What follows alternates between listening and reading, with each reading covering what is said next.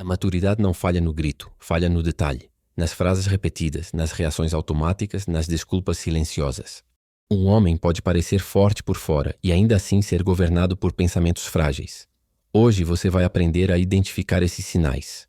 A maioria dos homens acredita que seu caráter é medido apenas por grandes decisões, mas quase nunca é assim que começa a queda. Antes de qualquer erro visível, existe um desajuste interno discreto. Ele se manifesta em comentários automáticos, em justificativas rápidas. A linguagem revela o que a consciência ainda não enfrentou. E o que é repetido em voz alta já estava instalado por dentro.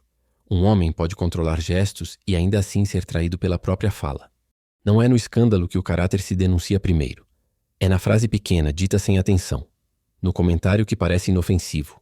Na ironia constante que mascara insegurança. A boca costuma ser mais honesta que a imagem construída. A fala descuidada não é o problema principal. Ela é apenas o sintoma de uma mente sem vigilância.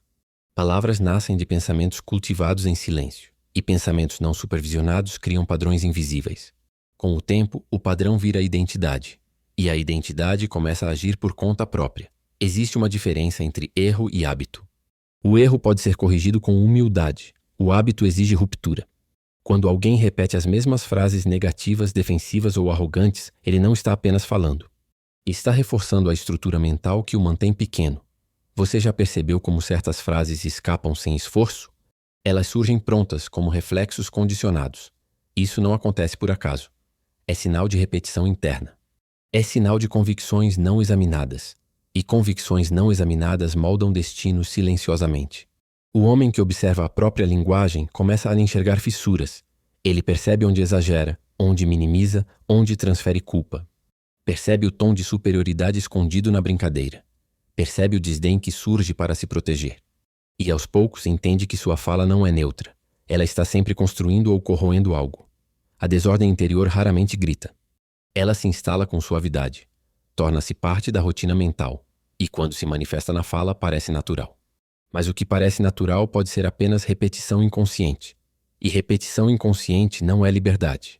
Há homens que falam muito sobre força, mas suas palavras revelam fragilidade constante. Criticam para não se expor. Desprezam para não admitir medo. Ironizam para não encarar a própria insegurança. A linguagem revela o ponto exato da fuga. O estoico não vigia o mundo primeiro. Ele vigia a si mesmo. Observa o que pensa e principalmente o que diz. Porque entende que a palavra é ação antecipada.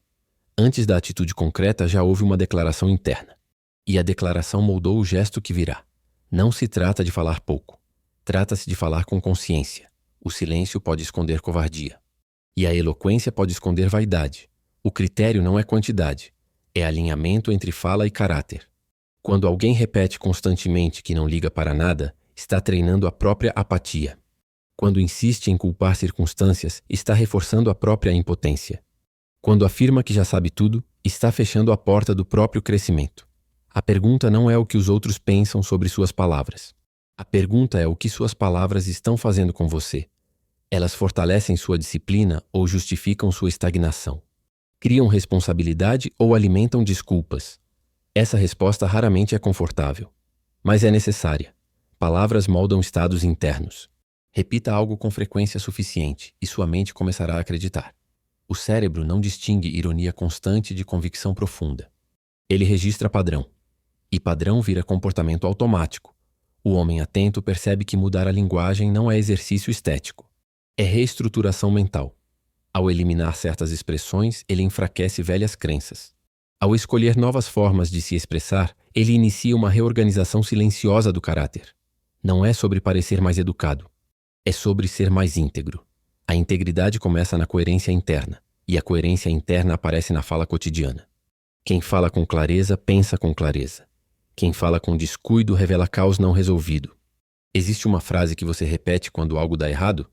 Ela surge automática, quase confortável. Talvez seja ali que esteja sua maior fraqueza. Porque o que conforta demais pode estar protegendo um erro, e o erro protegido se fortalece, até que se torna parte do seu modo de ser. A maturidade começa quando o homem escuta a si mesmo, não para se condenar, mas para se ajustar. Ele percebe onde exagera, onde dramatiza, onde foge, e decide interromper o ciclo. Interromper é mais difícil do que criticar. Ao reorganizar a fala, ele reorganiza o pensamento. Ao reorganizar o pensamento, reorganiza as escolhas. Nada acontece de forma explosiva.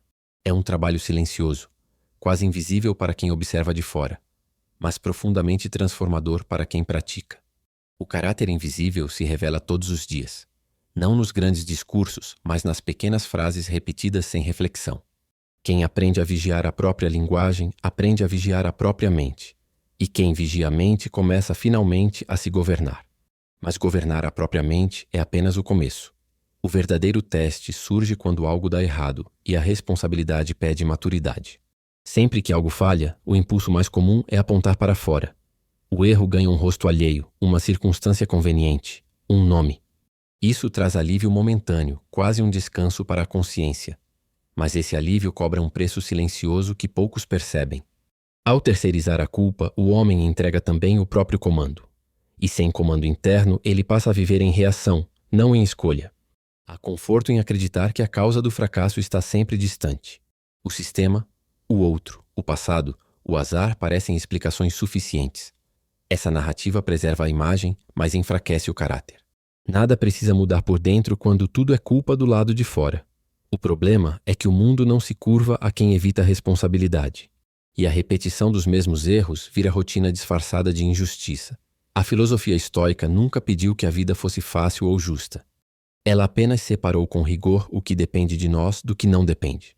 Quando essa distinção é ignorada, nasce a confusão interna. O homem passa a exigir controle onde só existe aceitação. E ignora o único território onde o poder é absoluto. A resposta. Não o evento, não a perda, mas a postura diante deles. A fuga da própria sombra é sutil e elegante. Ela não grita, não se anuncia, não parece covardia. Veste-se de argumentos racionais e histórias bem contadas. Sempre há uma justificativa pronta para manter tudo como está. Encarar a sombra exigiria admitir falhas sem maquiagem. E isso fere mais o ego do que qualquer acusação externa. Você já percebeu como é fácil listar culpados e difícil listar hábitos? Essa diferença revela onde o olhar foi treinado a repousar. A mente imatura observa o mundo como juiz, não como aprendiz. Ela quer sentenças, não ajustes internos. Enquanto isso, o tempo passa cobrando juros invisíveis. E a mesma situação retorna com outro nome, mas igual essência. Responsabilidade não é castigo, é acesso. Ela abre a porta para a única forma real de mudança possível. Assumir a própria parcela não apaga a dor do ocorrido, mas transforma a dor em dado, em informação utilizável. Sem isso, tudo vira apenas lamento e memória amarga. Com isso, até o erro passa a ter utilidade concreta. O homem maduro não se absolve com facilidade. Ele observa o próprio comportamento como quem estuda terreno instável. Não para se odiar, mas para não repetir o mesmo passo em falso. Ele entende que culpar alivia hoje e enfraquece amanhã. Enquanto assumir pesa agora, mas fortalece depois. Essa troca exige visão de longo prazo, não impulso emocional. A sombra que evitamos costuma guardar lições essenciais.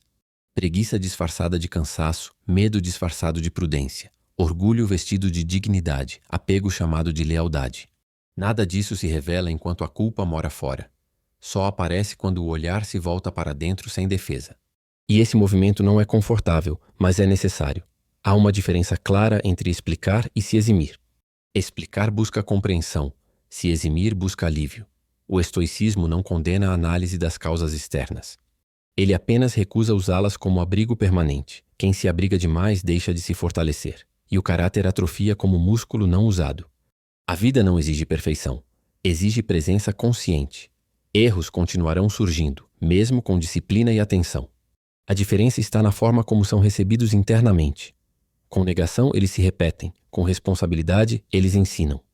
Esse é o ponto em que a maturidade começa a ganhar forma. Você prefere estar certo ou prefere ser eficaz? Essa pergunta não busca resposta em voz alta. Ela apenas expõe a escolha feita em silêncio todos os dias. Estar certo protege o ego. Ser eficaz corrige o caminho.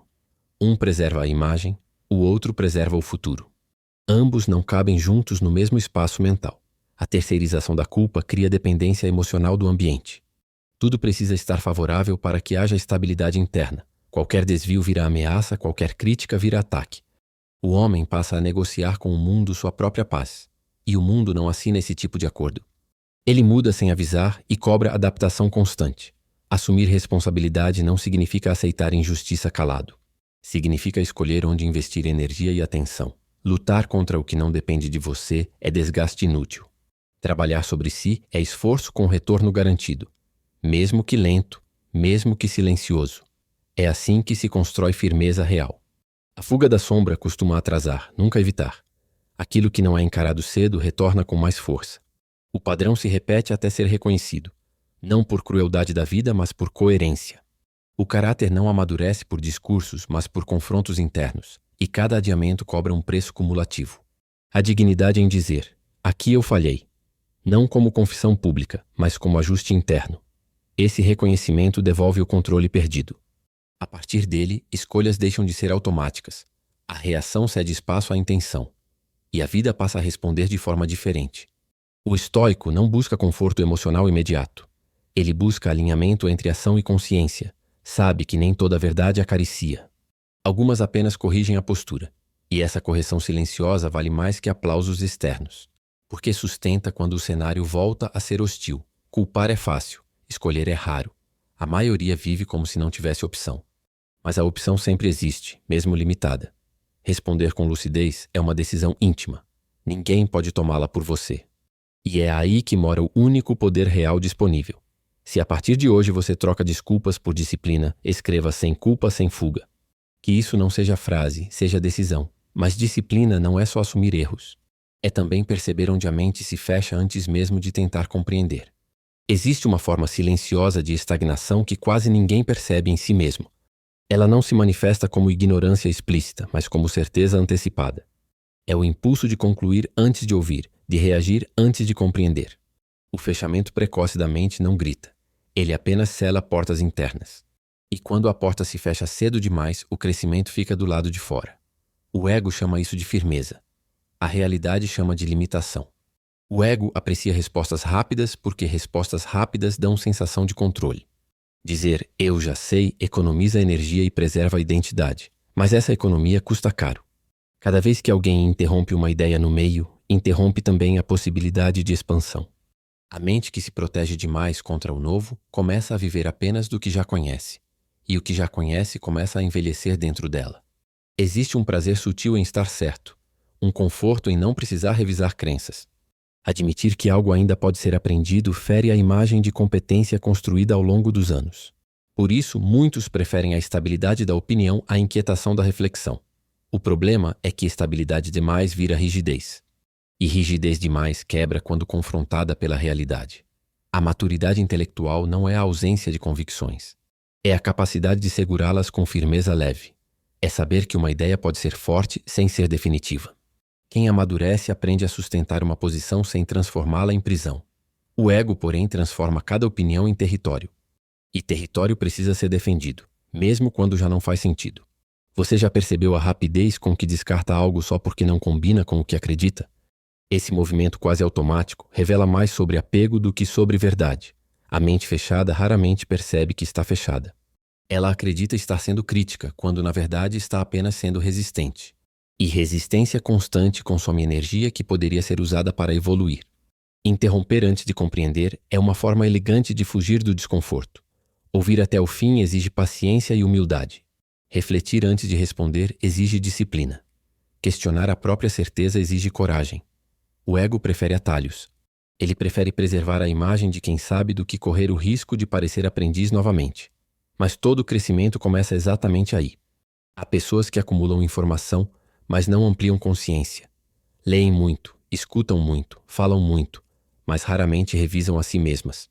O fechamento precoce não impede o acúmulo de dados, impede a transformação interna, porque transformação exige fricção. E fricção acontece quando uma ideia desafia outra. Sem confronto interno, nada se reorganiza. A mente madura permanece aberta não por insegurança, mas por lucidez. Ela entende que sempre existe um ângulo não observado. Sabe que cada experiência é limitada pelo ponto de vista de quem a vive. Por isso, escuta com atenção genuína. Não para concordar automaticamente, mas para compreender profundamente. Compreender é diferente de aceitar. E é muito mais exigente. Quem acredita já saber o suficiente começa a repetir a própria narrativa como se fosse absoluta. Repetição da sensação de solidez. Mas solidez construída sobre ausência de revisão se torna frágil. Basta um argumento bem estruturado para expor rachaduras. E quando as rachaduras aparecem, o ego reage com defesa, não com curiosidade. A defesa protege a imagem. A curiosidade fortalece a mente. Quantas oportunidades de aprendizado você perdeu por decidir cedo demais que aquilo não era para você? Essa pergunta não acusa, apenas revela. O fechamento precoce raramente é dramático. Ele acontece em pequenos gestos cotidianos. Um livro fechado na metade, uma conversa ignorada, uma crítica descartada. Pequenos bloqueios repetidos formam grandes limitações. Existe uma diferença entre ter princípios e ser inflexível. Princípios orientam. Inflexibilidade endurece. O estoicismo nunca foi sobre rigidez mental, mas sobre clareza e domínio interno. Dominar a si mesmo inclui dominar a própria necessidade de estar certo. Quem não suporta revisar a própria posição ainda é governado pelo orgulho, e orgulho raramente conduz à sabedoria. O ego teme o desconhecido porque o desconhecido ameaça a identidade construída. Se eu admito que não sei, quem sou eu? Essa pergunta implícita guia muitas reações defensivas, mas identidade baseada em certezas frágeis precisa ser constantemente protegida. Já a identidade fundamentada em caráter não teme aprender. Ela não se dissolve ao mudar de opinião. O hábito de afirmar antes de refletir cria um ciclo de superficialidade. A pessoa responde rápido, mas pensa pouco. Opina muito, mas aprofunda pouco. E com o tempo, passa a acreditar que velocidade é sinônimo de inteligência. Não é. Inteligência real tolera silêncio interno. Ela espera. Ela observa. Ela considera nuances antes de concluir. Fechar a mente cedo demais reduz o mundo ao tamanho da própria experiência. Tudo passa a ser filtrado por referências antigas. O novo é comparado ao velho, e se não se encaixa, é descartado. Assim o horizonte encolhe sem que a pessoa perceba. E quando o horizonte encolhe, as possibilidades também encolhem. A vida continua vasta. A percepção é que fica pequena. Existe força em dizer, preciso pensar melhor sobre isso. Essa frase parece simples, mas carrega maturidade. Ela suspende o impulso de reagir e abre espaço para análise. O ego prefere respostas definitivas. A consciência prefere respostas responsáveis. Entre parecer seguro e ser lúcido, há uma diferença silenciosa. Nem todos escolhem a segunda opção. A verdadeira autossuficiência não é acreditar que já sabe o bastante. É confiar que pode aprender o que ainda não sabe. Essa distinção muda tudo, porque desloca o foco da defesa para a expansão. Quem se sente ameaçado pelo novo revela dependência de certezas antigas. Quem acolhe o novo demonstra estabilidade interna suficiente para crescer. Há algo desconfortável em perceber que parte do próprio limite foi construída por si mesmo, mas esse desconforto é fértil. Ele mostra onde a mente se fechou cedo demais, e ao identificar esse ponto surge uma escolha: continuar defendendo o limite ou atravessá-lo. Nem sempre atravessar será confortável, mas permanecer fechado quase nunca é libertador. O homem que paralisa o próprio desenvolvimento raramente faz isso por falta de capacidade. Ele faz por excesso de apego. Apego à própria imagem, às próprias conclusões, às próprias certezas. Libertar-se desse apego não exige abandonar tudo o que acredita. Exige apenas segurar menos apertado. Às vezes, soltar um pouco é o que permite avançar. A mente que cresce não tem pressa de provar nada. Ela prefere aprofundar a entender superficialmente. Ela aceita que sempre haverá algo a revisar, algo a expandir, algo a refinar. E nessa postura contínua de abertura consciente reside uma força silenciosa, não a força de quem vence debates. A força de quem vence a própria limitação, porque vencer a própria limitação não termina na compreensão. Ela começa de fato quando o primeiro passo deixa de ser adiado pela imaginação. Muitos desistem antes mesmo de começar, não por falta de capacidade, mas por uma decisão silenciosa tomada ainda no campo da imaginação. Eles olham para o esforço necessário e, sem perceber, já sentem o peso de algo que ainda nem tocaram. O desconforto é antecipado, ampliado e transformado em ameaça. Assim, aquilo que exigiria apenas constância passa a parecer impossível. Não é a realidade que os derrota, é a interpretação prematura dela. O abandono acontece antes do primeiro passo. Existe uma forma muito comum de rendição que não faz barulho. Ela não se anuncia como fraqueza, mas como justificativa razoável. A pessoa diz que não é o momento certo, que precisa de mais preparo, que as circunstâncias não ajudam. Parece prudência, mas é apenas recuo disfarçado. O esforço é tratado como algo anormal, quase injusto. A mente busca conforto imediato e chama isso de lucidez. No fundo, trata-se apenas do medo de permanecer quando começa a doer. O homem tolo sofre duas vezes, primeiro na imaginação, depois na realidade que nunca chegou a enfrentar. Ele constrói cenários de fracasso, antecipa humilhações, projeta exaustão antes do trabalho começar. Cada dificuldade prevista se torna uma razão para não tentar. A mente dele transforma o desconforto em limite fixo. O esforço deixa de ser parte do processo e passa a ser visto como sinal de que algo está errado. Ele se afasta antes de descobrir do que realmente seria capaz. A disciplina enxerga a dificuldade de outra forma. Ela não a interpreta como obstáculo definitivo, mas como parte inevitável do caminho. Quem permanece entende que a resistência inicial é apenas fricção natural. Nada valioso surge sem atrito. A dor não é um aviso para parar, mas uma confirmação de que algo está sendo moldado. O desconforto deixa de ser inimigo e passa a ser matéria-prima. Permanecer se torna um ato silencioso de lucidez. Há pessoas que não falham por falta de talento, mas por falta de tolerância ao processo. Elas querem resultados sem atravessar o território onde os resultados nascem. O esforço contínuo parece lento demais, discreto demais, invisível demais. A mente ansiosa exige provas rápidas. Quando não as recebe, interpreta a ausência de recompensa imediata como sinal de incapacidade. E então desiste, não por impossibilidade, mas por impaciência.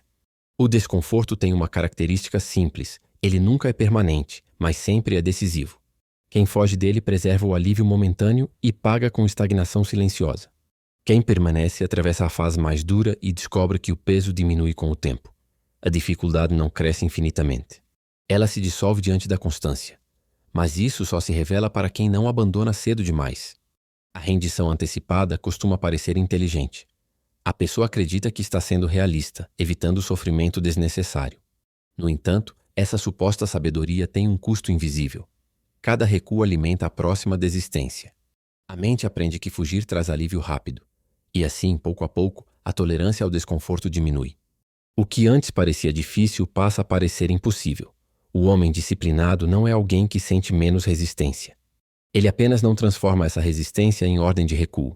Ele entende que a vontade de parar faz parte do processo. Não a interpreta como verdade absoluta. Ele continua mesmo quando o entusiasmo desaparece. Não porque gosta da dor, mas porque compreende sua função. Permanecer deixa de ser um ato emocional e passa a ser uma escolha consciente. A maioria abandona quando percebe que o progresso é invisível no início. O esforço não produz resultados imediatos, e isso cria a sensação de inutilidade. Parece que nada está acontecendo. Mas é justamente nesse período silencioso que a estrutura está sendo formada. A disciplina cresce longe dos olhos. O fortalecimento acontece sem espetáculo. Quem exige sinais constantes perde a capacidade de permanecer. Quantas vezes você já decidiu que algo era difícil demais antes mesmo de tentar de verdade? Não em voz alta, mas naquele pensamento rápido que diz: isso não é para mim. Esse momento passa despercebido, mas é decisivo. É ali que muitos caminhos são encerrados antes de existir. A desistência começa como um pensamento pequeno e se torna uma direção de vida. O desconforto não pede permissão. Ele aparece sempre que há crescimento real. Tentar evitá-lo é tentar evitar qualquer forma de evolução. A mente que busca conforto absoluto acaba confinada em limites estreitos. Tudo o que exige esforço prolongado parece ameaçador. E assim, a pessoa não percebe que sua zona de conforto se transforma lentamente em zona de prisão. A disciplina não elimina a dificuldade. Ela altera a relação com ela. O homem disciplinado não interpreta o peso como injustiça, mas como parte natural do processo. Ele não se pergunta se deveria ser mais fácil. Ele aceita que aquilo que exige tempo exige desconforto. E essa aceitação silenciosa remove metade do sofrimento. O restante é apenas trabalho. Existe um ponto invisível onde muitos desistem. Não é o início nem o fim, mas o meio do caminho. Nesse momento, o entusiasmo inicial já desapareceu e os resultados ainda não apareceram. O esforço parece solitário e repetitivo. É nesse território silencioso que a maioria se rende. Permanecer ali não é confortável. É apenas necessário. A rendição antecipada costuma nascer de uma ilusão simples. A ideia de que algo valioso deveria ser fácil. Quando a realidade contradiz essa expectativa, surge a frustração. Em vez de ajustar a expectativa, muitos preferem abandonar o caminho. Eles não percebem que o problema nunca foi a dificuldade, foi a expectativa de facilidade. O desconforto não destrói ninguém. Ele apenas revela limites que ainda não foram ampliados. O que machuca não é a dificuldade em si, mas a resistência interna contra ela. Quando essa resistência diminui, o esforço se torna suportável. Não leve, mas possível. E essa diferença muda completamente a trajetória de uma vida. Você já percebeu como aquilo que antes parecia insuportável hoje parece apenas comum? O que mudou não foi o peso das coisas. Foi a sua capacidade de suportar. A mente se adapta ao que é enfrentado repetidamente, mas também se enfraquece quando o desconforto é evitado constantemente.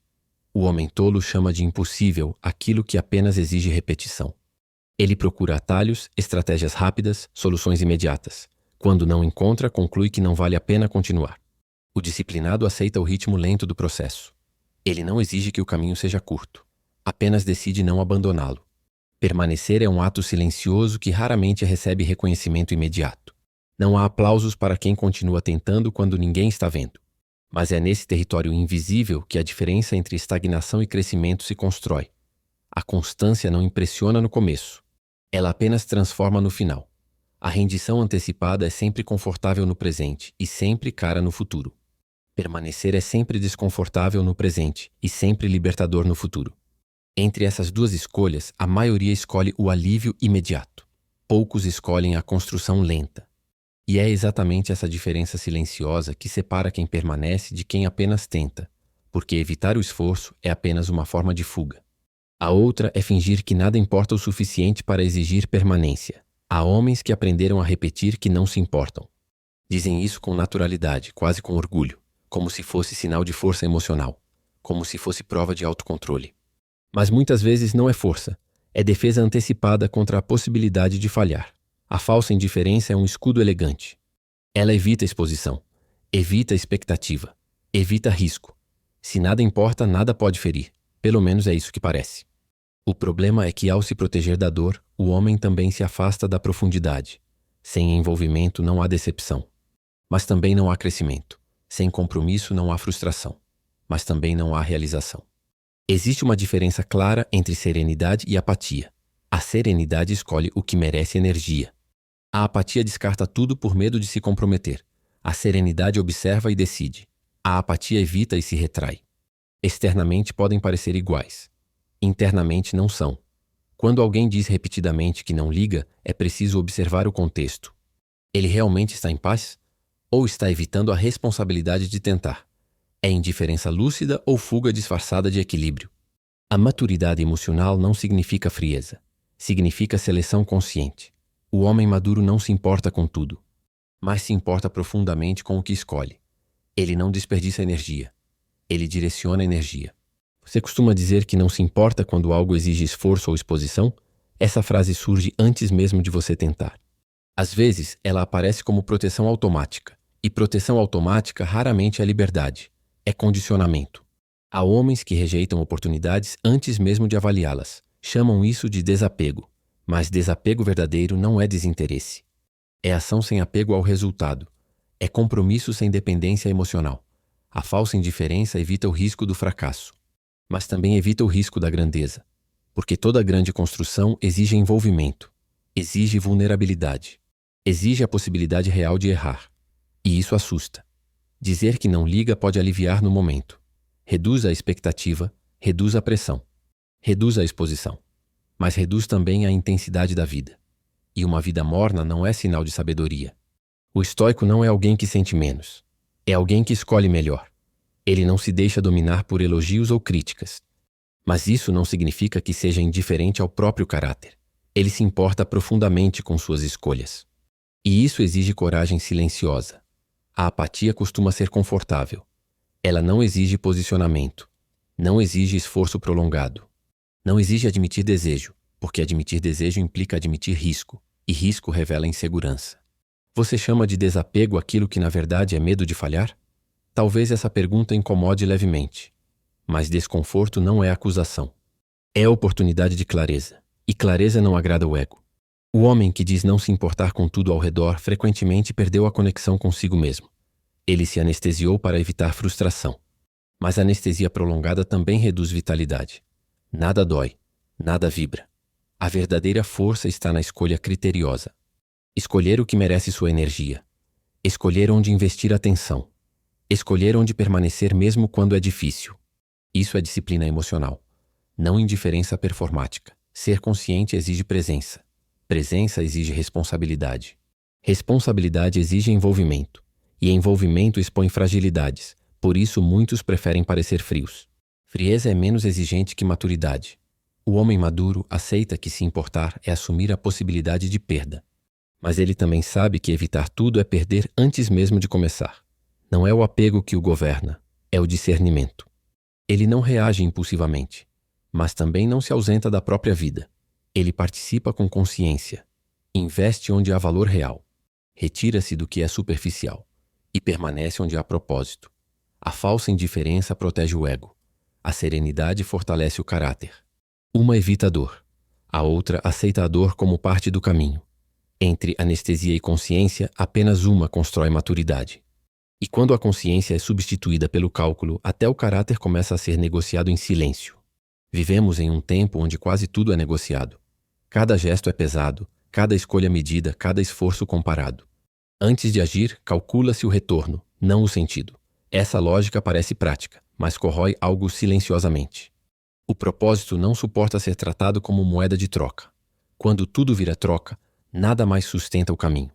A mentalidade de ganho imediato oferece respostas rápidas. Ela promete eficiência, vantagem e proteção contra perdas. Mas raramente pergunta o custo invisível dessas escolhas. O homem passa a agir apenas quando há benefício claro. E sem perceber, treina o próprio espírito para a escassez. Onde não há lucro, ele se ausenta por inteiro. O estoicismo nunca ensinou a viver de cálculo frio. Ele ensinou a agir conforme a natureza do caráter. Nem tudo que vale a pena traz retorno mensurável. Algumas ações constroem algo que só aparece depois. Quando o foco é apenas o ganho, o tempo se estreita, e a vida perde profundidade sem fazer barulho. A troca constante cria uma inquietação difícil de nomear. Nada parece suficiente, mesmo quando há conquistas. Sempre falta algo, sempre há uma próxima vantagem. O homem se move, mas não avança internamente. O esforço vira transação, não expressão de valores, e o sentido vai sendo adiado indefinidamente. Quando cada decisão pergunta, o que eu ganho? Algo se fecha. Não por maldade, mas por hábito repetido. Essa pergunta molda a atenção e limita o horizonte. Ela reduz a vida ao curto prazo confortável. Com o tempo, até o compromisso vira peso negociável. E a constância se torna exceção, não regra. Você age do mesmo modo quando ninguém vê o retorno? Essa pergunta não acusa, apenas observa. Ela revela onde a motivação realmente repousa. O caráter aparece quando a recompensa não é clara. Ali se nota se a ação é escolha ou estratégia. E essa diferença muda tudo silenciosamente. A sabedoria estoica valoriza a coerência interna. Agir bem não depende do aplauso nem do lucro. Depende da fidelidade a um princípio escolhido. Isso não traz vantagem imediata garantida, mas constrói algo que não pode ser retirado. Uma estabilidade que não negocia com o acaso. A perda do propósito não acontece de repente. Ela se instala aos poucos em decisões pequenas. Sempre que o ganho pessoal é o único critério. Sempre que a conveniência vence a integridade. Nada parece errado no momento da escolha. Mas o vazio cresce depois, sem aviso. O homem imaturo acumula benefícios e perde direção. O homem sábio aceita perdas e preserva o eixo. Essa não é uma escolha popular ou confortável. É uma escolha silenciosa, muitas vezes solitária. Ela exige suportar a dúvida sem trocar valores. Poucos percebem o peso disso até faltar sentido. Contribuir sem garantia de retorno parece ingenuidade, mas é exatamente aí que o caráter se forma. A cooperação genuína não é investimento, é expressão. Ela nasce de um lugar que não exige recibo, e por isso mesmo fortalece quem a pratica. Algo se organiza por dentro quando o cálculo cessa. A mentalidade de troca transforma relações em contratos. Tudo passa a ter cláusulas invisíveis. Quando não há benefício, há afastamento. Isso fragiliza laços e empobrece a experiência humana. O estoico observa isso sem condenar, mas sem aderir. Ele escolhe agir mesmo quando o retorno é incerto. Há uma força discreta em fazer o que é correto. Ela não chama atenção nem gera vantagem imediata, mas sustenta decisões difíceis ao longo do tempo. Essa força não depende de circunstâncias externas. Ela cresce na repetição silenciosa de escolhas íntegras, e não pode ser comprada ou trocada. O propósito não se revela em grandes eventos. Ele se constrói em ações pequenas e consistentes. Quando a ação é guiada apenas pelo ganho, ele se dilui. Quando é guiada por valores, ele se consolida. Não há pressa nesse processo. Há apenas direção mantida com firmeza. Você se tornaria a mesma pessoa se o ganho desaparecesse? Essa pergunta não exige resposta imediata. Ela apenas expõe a base da motivação. Se o sentido depende do retorno, ele é frágil. Se depende do caráter, ele resiste ao tempo. Essa distinção raramente é confortável. A vida não amadurece pela soma de vantagens. Ela amadurece pela qualidade das escolhas repetidas. O estoico não rejeita benefícios, mas não os serve. Ele age conforme o que considera justo e necessário. Mesmo quando isso não rende nada visível. Algo permanece inteiro apesar disso. A troca constante ensina a viver em alerta. Sempre avaliando, sempre comparando, sempre negociando. Esse estado consome energia e cria desconfiança. O propósito não floresce sob vigilância permanente. Ele exige entrega parcial ao que se faz, sem garantia de retorno imediato. Agir com integridade silenciosa não impressiona. Não gera histórias grandiosas nem reconhecimento rápido, mas constrói uma solidez rara. Essa solidez sustenta quando as vantagens acabam. Quando o cálculo falha, ela permanece. E isso não se explica facilmente. No fim, a pergunta não é o que foi ganho. É o que foi preservado ao longo do caminho. O homem que só troca perde a si mesmo aos poucos. O homem que escolhe quem se torna mantém o eixo, mesmo que avance mais devagar. Nem tudo que importa aceita negociação. Não tente parecer sábio. Torne-se disciplinado. Elimine as frases que enfraquecem sua mente e adote pensamentos que fortalecem seu caráter. O mundo externo pode ser instável, mas sua resposta precisa ser firme. A maturidade é construída na repetição diária.